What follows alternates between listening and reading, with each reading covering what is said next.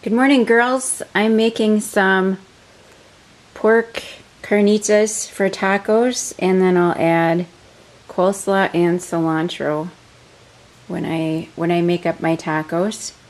So I'm going to use the Instapot today, and I started with a 2-pound pork roast, and they actually had a recipe in my Instapot cookbook, and it said to add a half a cup of water for 4 pounds, so I'll add a 1/4 cup of water, and then add some liquid smoke.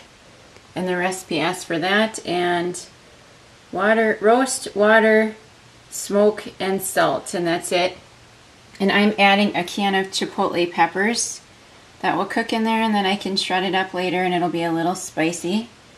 And I'm also adding a teaspoon of minced garlic. So first, the recipe wanted me to brown each side using the saute option on my Instapot. That was really messy. It basically turned the Instapot up to high and had me add some olive oil to the bottom of a pot, and then I just browned it on each side and it splattered grease all over, so I tried to put the top on what I could. But now the roast is nice and brown that I took out.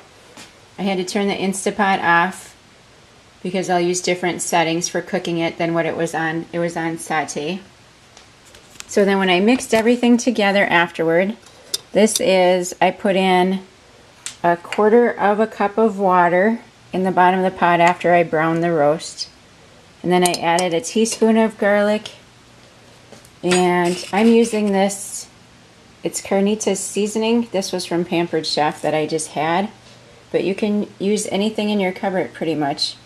The ingredients in this show salt, garlic, obviously those are easy, some pepper, some onion, a little bit of lime juice. Oh, and I have lime, so I'll add that to my tacos later.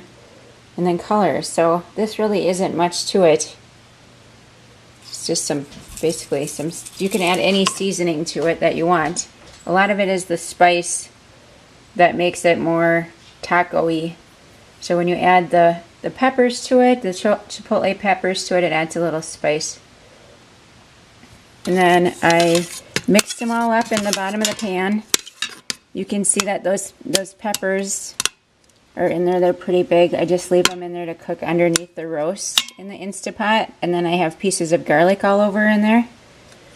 So then I'm sure the recipe's going to want me to put the pork roast in there.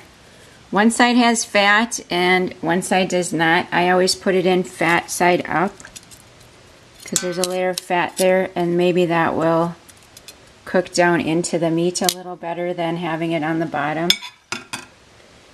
And then the recipe says next to pressure cook and then use the setting to set 90 minutes of cooking time. So those are the things that I mixed up, and I'll attach a picture of it later when it's done.